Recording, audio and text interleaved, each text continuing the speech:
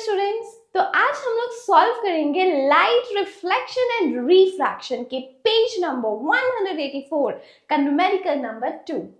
यहाँ पे हमारे पास स्टेटमेंट है अ कॉन्वेक्स लेंस। कभी भी अपने न्यूमेरिकल सॉल्व करना है ना, इसमें कौन सा लेंस या कौन सा मिरर गिवन है उसे हमेशा ही अपने दिमाग में रखना है।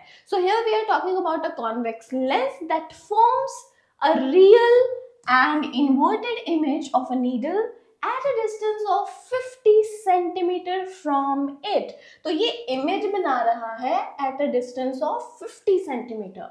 Where is the needle placed in front of the convex lens if the image is equal to the size of the object? Find the power of the lens as well। तो देखिए यहाँ पे स्टेटमेंट बड़ी ही clear है हमारे पास that हम लोग यहाँ पे एक कॉन्वेक्स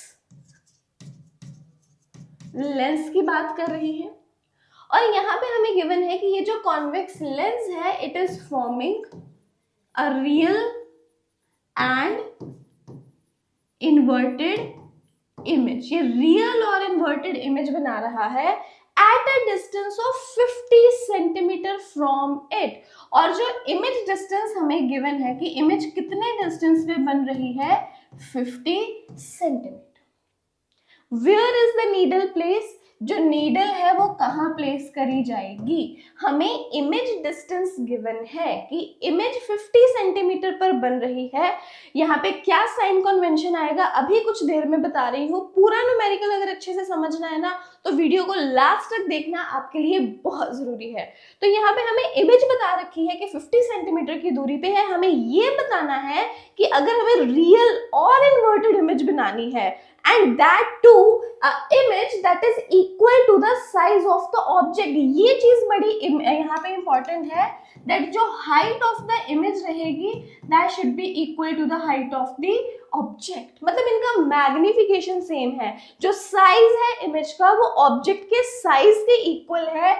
ये बड़ा इंपॉर्टेंट कैरेक्टरिस्टिक बता दिया। तो मतलब हमें एक ऐसी इमेज देखनी है जो रियल हो, जो इन्वर्टेड हो और जिसका साइज बिल्कुल ही ऑब्जेक्ट के साइज के इक्वल हो। और यहाँ पे हमें गिवन है कि इमेज कितनी दूरी पे बन रही है। It is forming at a distance of 50 centimetre from the lens. इसके बाद ये सारा कुछ जानने के बाद कि हमारे पास जो ऑब्जेक्ट है हमने कहाँ रखा, उसके बाद हमें ये भी बताना है that what is the power of the lens. इस न्यूमेरिकल को अच्छे से समझने के लिए सबसे पहले जो रे डायग्राम माइंड में क्लियर होनी बहुत जरूरी है।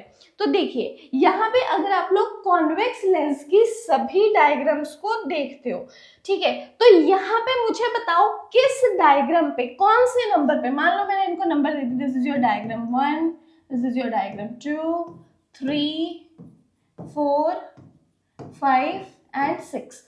कौन से नंबर के डायग्राम पे आपको लग रहा है कि इमेज का जो कैरेक्टरिस्टिक हमें न्यूमेरिकल में गिवन है वो उससे मैच कर रहा है? तो हमें गिवन क्या है दैट जो इमेज है इमेज रियल होनी चाहिए, इमेज इन्वर्टेड होनी चाहिए और इमेज जो है इसका सेम साइज होना चाहिए as that of the object. जिस भी रे डायग्राम में आपको ये तीनों कैरेक्टरिस्टिक मिल रहे हैं वो मुझे जल्दी से कमेंट बॉक्स में बता दीजिए।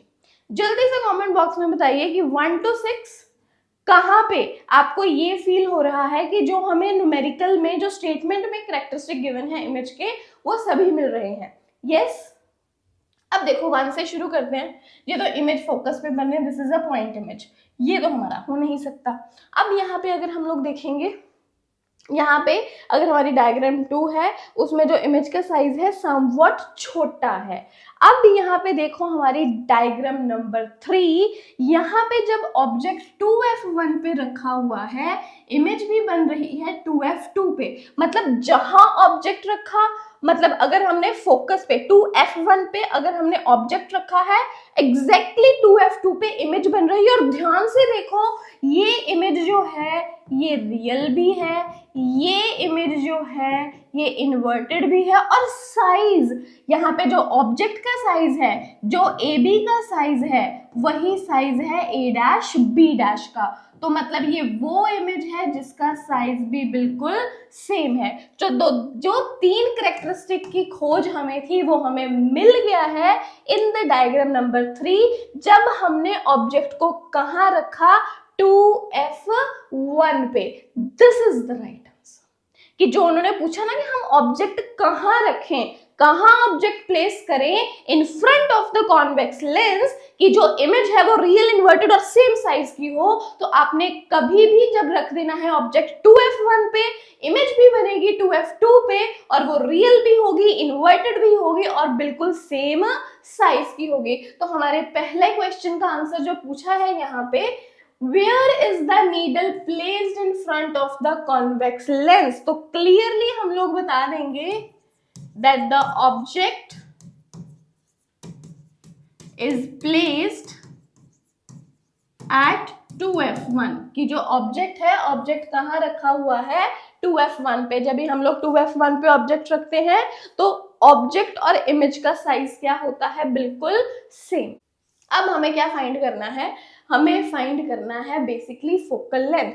U हम लोगों को गिवन है, U आप लोगों को पता है। अब देखो U क्या रहेगा, 2F1, यही हमें फाइंड करना है। इसका जो एग्जैक्ट न्यूमेरिकल वैल्यू है वो हम बताएंगे। हमें इमेज डिस्टेंस पता है, इमेज डिस्टेंस कितना है, 50 सेंटीमीटर, क्योंकि इमेज हमारे पास लेंस के इस साइड पे बन रही है, in the direction of light बन रही है, O से लेकर बी डैश तक, इसलिए इमेज डिस्टेंस इसमें क्या रहेगा, पॉजिटिव। V का वैल्यू हम लोग +50 सेंटीमीटर ही लेंगे।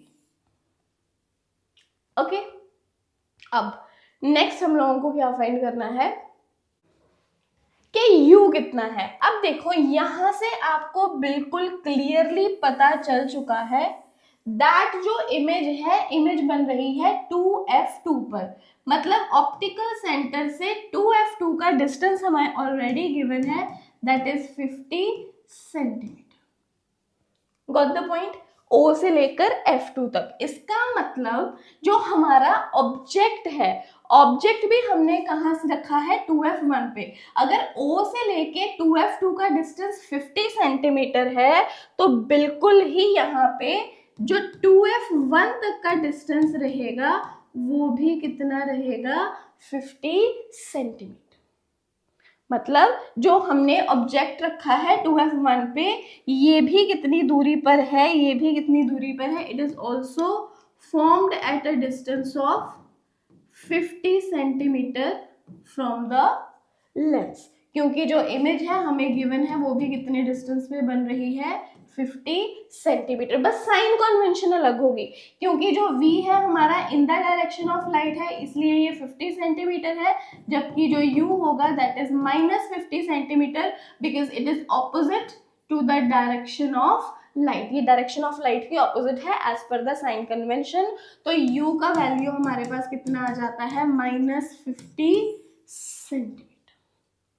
अब हमें फाइंड करनी है पावर ऑफ द लेंस। अब हमें क्या फाइंड करनी है, we need to find the power of the lens. Power of the lens का फॉर्मूला क्या रहता है, power of the lens is 1 focal length taken in metres. अगर हमारे पास मीटर्स में फोकल लेंथ है और हम लोग उसका रेसिप्रोकल कर दे तो हमें मिल जाएगी पावर।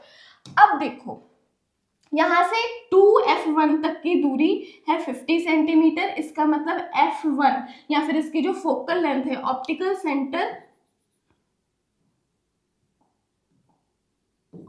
सेंटर से F2 की दूरी ऑब्वियसली कितनी हो गई, 25 सेंटीमीटर। इसकी फोकल लेंथ कितनी हो गई, 25 सेंटीमीटर, हाफ है ना उसका।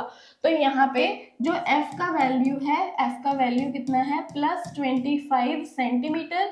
But as per the formula हमें फोकल लेंथ चाहिए मीटर्स में, तो अगर हम लोग इसको मीटर में कन्वर्ट करते हैं, इट इज 0.25 मीटर। तो मीटर्स में ये कितनी है, 0.25 मीटर। इस हिसाब से पावर ऑफ द लेंस कितनी हो गई, 1/0.25। पावर ऑफ द लेंस कितनी हो गई, 1/0.25। सॉल्व कर लेंगे, ये हमारे पास कितना आ जाएगा, यहाँ पे 25 एज इट इज 100 ऊपर चला गया, और इसकी पावर ऑफ द लेंस कितनी हो गई, 4 डायोप्टर, 4 डायोप्टर बोल दीजिए या इसको बोल दीजिए +4 डायोप्टर। तो ये न्यूमेरिकल बड़ा ही इंपॉर्टेंट है, लेकिन ये जो न्यूमेरिकल है आप तभी सॉल्व कर सकते हो अगर आपको जो है रे डायग्राम्स जो है वो अच्छे तरीके से आती हैं। रे डायग्राम्स की नॉलेज होना बहुत ज़रूरी है। ये जो 6 के 6 रे डायग्राम्स है ये बहुत इंपॉर्टेंट है और इनके जो करेक्टरिस्टिक्स हैं वो हमेशा ही आपको पता होने चाहिए। अगर आप इन रे डायग्राम्स को बिल्कुल डिटेल में समझना चाहते हो, साइन कन्वेंशन को बिल्कुल डिटेल में समझना चाहते हो, उसके लिंक डिस्क्रिप्शन बॉक्स में रहेंगे। वीडियोस में ऑलरेडी बना चुकी हूँ, उन्हें भी देख लीजिएगा। और अगर ये वीडियो भी समझ में आई, आपको ये न्यूमेरिकल समझ में आया है, वीडियो अच्छी लगी है, तो लाइक करके शेयर जरूर कर देना और सब्सक्राइब कर लेना इस चैनल को, सो दैट ऐसे ही बिल्कुल डीप कॉन्सेप्ट के साथ आप सभी अपने एनसीईआरटी क्वेश्चंस को समझते रहें।